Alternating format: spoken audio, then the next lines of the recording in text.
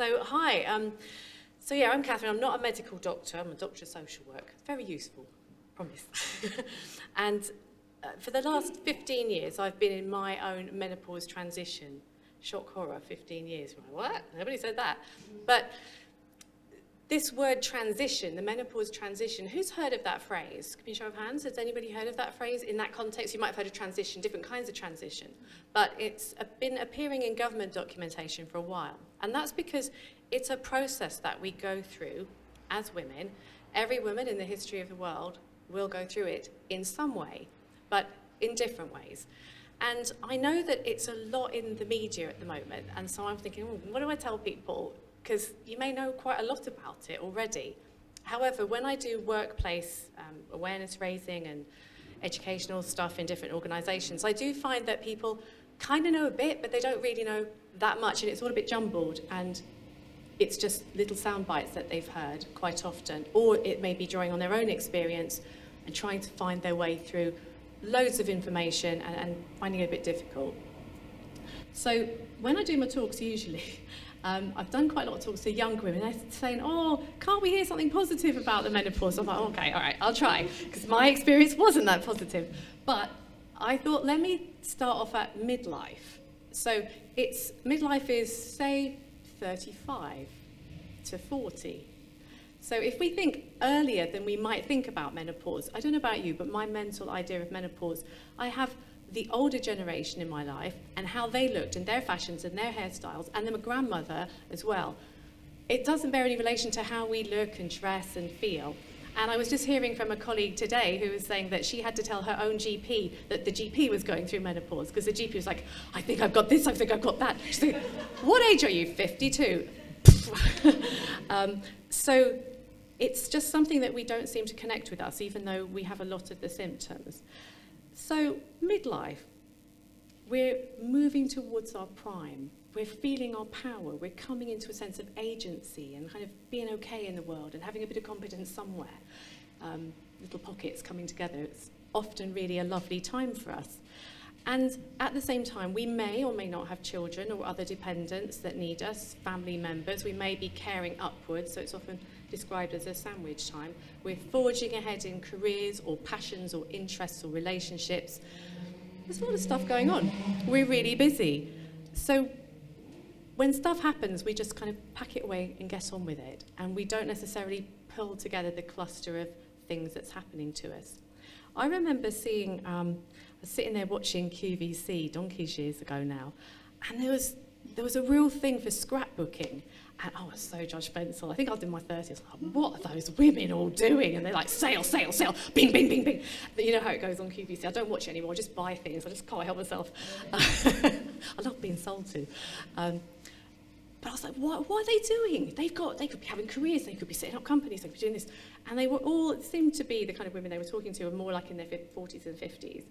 And now I get it. So I'm hitting 60 and I'm like, I really understand what they were doing. I'm not a scrapbooker, too lazy and too disorganised, stored in a lockup somewhere, come out one day. But I understand now what they were doing was sense making. And so this is an invitation to you, because I wasn't sure about what takeaway. I'm going to give you one place to go look, one offer, which you'll get in the mail. But I was like, what can I offer you as a takeaway? So I offer you this, the metaphor, metaphor, that's the word, isn't it? Of the seasons. So when I plunged into my bleak winter, I felt that was the season that I was in. But I think we can, if we are aware of the transition of our lives, we can maybe relate to this time of life coming through the fulsomeness of bang in the middle, like 30s, early 40s. Then thinking about autumn and the fruits of our labour and the harvest and the things going to ground again and laying fallow and everything nurturing and going inwards. And there's an element of that which seems to come up anecdotally for many women at this time of life. Warning, it causes us to reevaluate our lives. And that reevaluation, if we're very stressed, can be quite draconian. And so my invitation to you is to find a way to create space for yourself in your lives. It could be meditation. It could be time in your garden, the old joke, it's gardening or God after 40. I'm super lazy, I just sing, that's what I do half of the time. But there's something of the spirit that would benefit from attention in whatever form that takes. So that's my first little introduction, which I hope sounds positive. And I would say that whatever stage you're at, if you're listening and you haven't got there yet, bear in mind what I'm going to say for your friends, your family, people in your life, people in your workplace. It may be helpful, and you may be able to be kindly in how you receive how they're being with you. And if you're in the kind of age group, which I'm going to mention in a minute, well, I'll mention it now, it's kind of 30 to 60, basically, is the natural time. It's the natural time when menopause can come about. So a friend of mine went through it naturally, not medically. It just happened at 32. She didn't tell us till we were 50, because we started going through in the friendship circle. Because of, why would that be? Women are so valued for their fecundity, for giving birth. I don't have children, so I kind of dismissed that side of things. But we are valued for our ability to be sexual, to be attractive, have the urges that estrogen brings, and to have the capacities that estrogen brings. And the sense of shame or failure for people when that's changing and shifting and they don't know what to do with it is really quite profound and quite disturbing, because there's been a lot of silence about it. If you think about it, we've had the peak wave of the baby boomers. The most women in the history of the universe that we know of have been through menopause and are going through menopause. And a lot of those first wave of baby boomers are hitting 70 and they're going, still having the symptoms, still suffering. And those people suffered from a travesty of medical research in the early 2000s, in the BMJ, really big thing, scary thing about links between breast cancer and HRT, for example. It's not the only way to cope with this, but it's one of the ways. And that was retracted the following year, not in the BMJ, in a little backwater somewhere.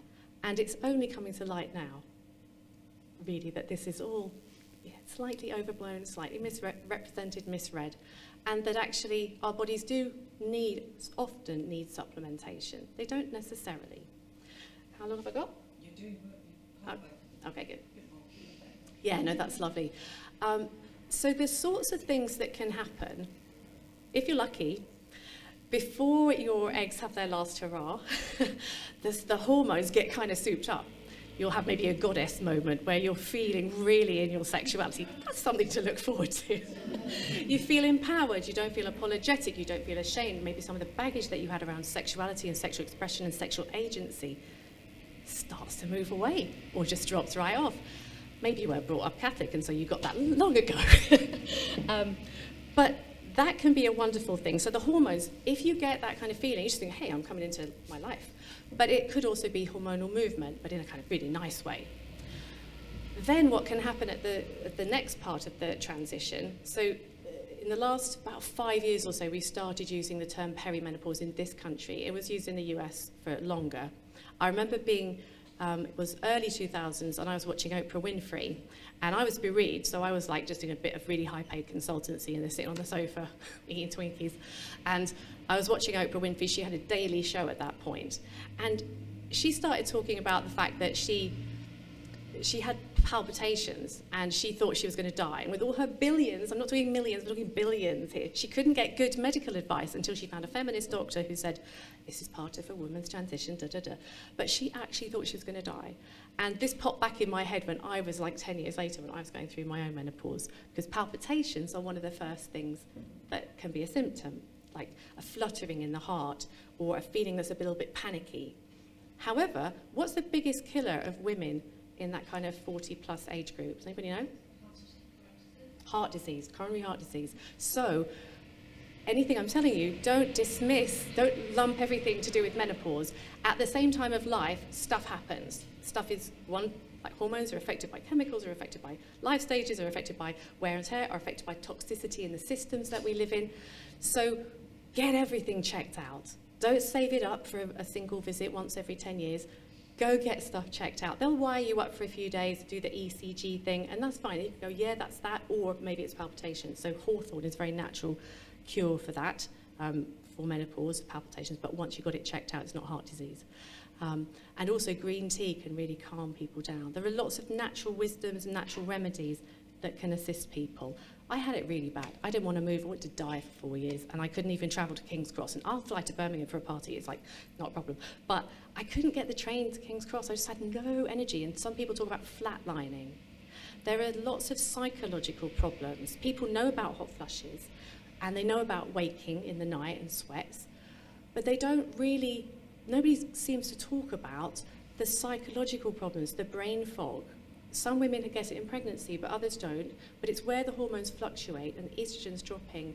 And I forgot my best friend's name. I forgot my partner's name. We've been together 32 years. I mean, like, I know her name.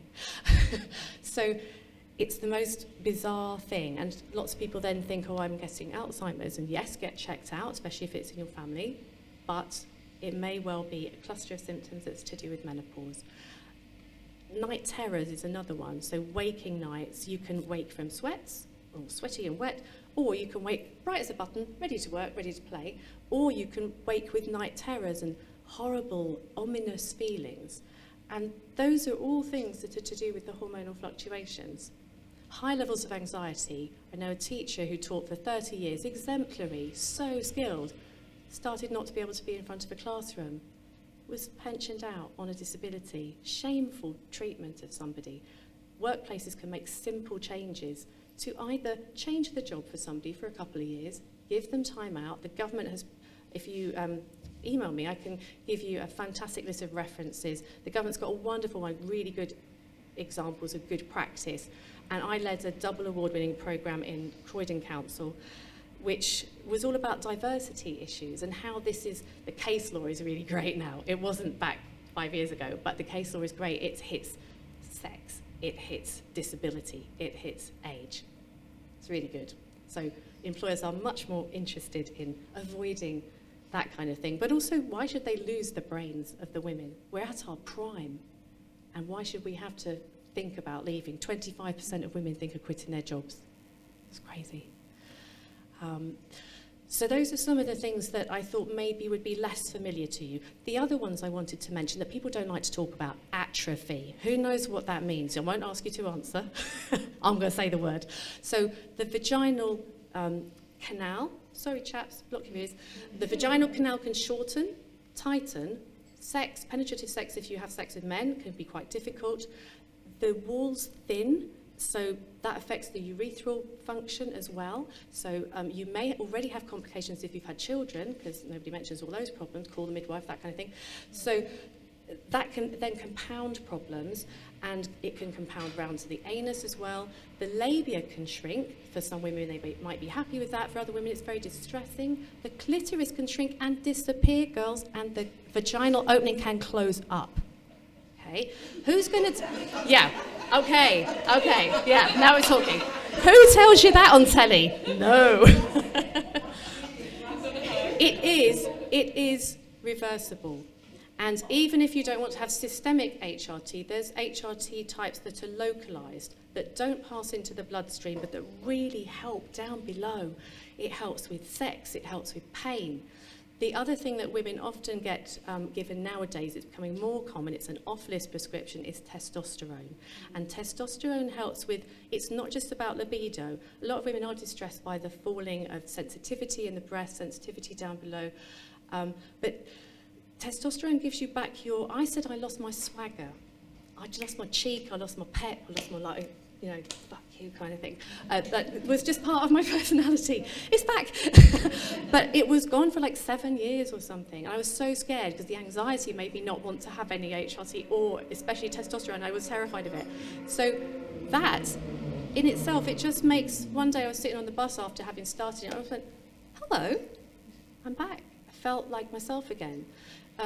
Lorraine, you know, on telly, she talked about flatlining for 2 years. She's sitting on a beach in Barbados with her very handsome husband, and life was just meaningless, flat as a pancake.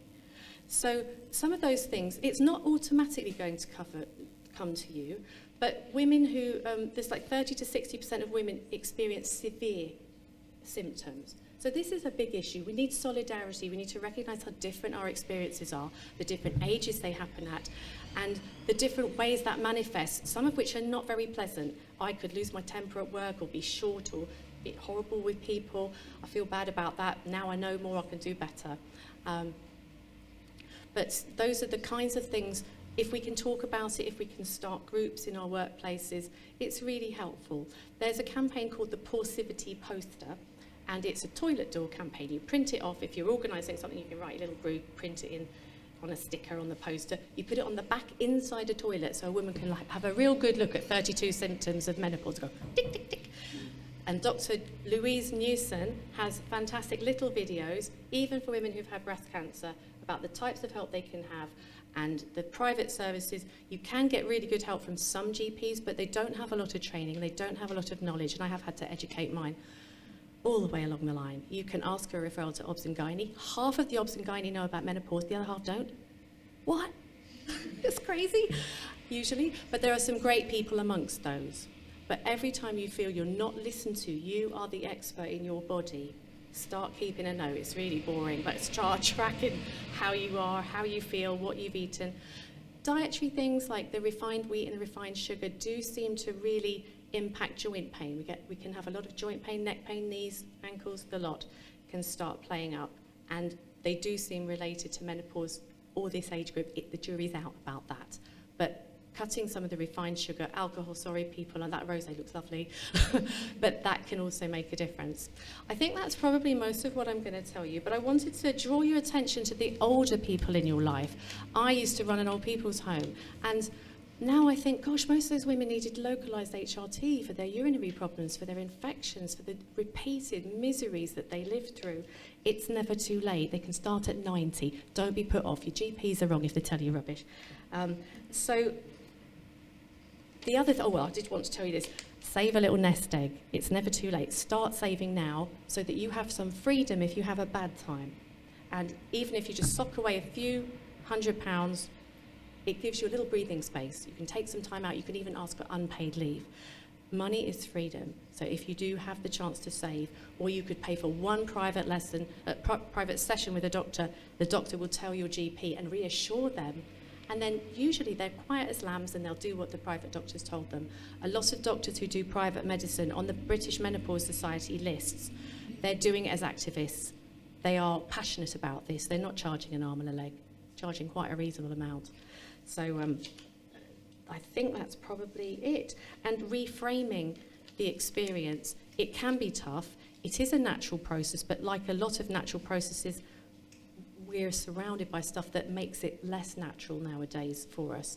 So don't be told off for trying and trying again and trying again to get the right help for you. You don't have to, tough it out. Toughing it out could lead to other physical problems. I had top 2% bone density, not filling in this head, but osteopenia now, just for the menopause and not having treatment early enough. So that's reversible as well. So it's all for the good. So hopefully you'll have some questions for me later, and I hope I've helped you and not frightened the life out of you. My message is that there's help out there. You may have to fight a little bit to get it. My service relates to signposting and helping people do that and sending them to the right people, but navigating the minefield of information out there and helping workplaces do that. I think that's probably going to take me to time. All right, thank you very much.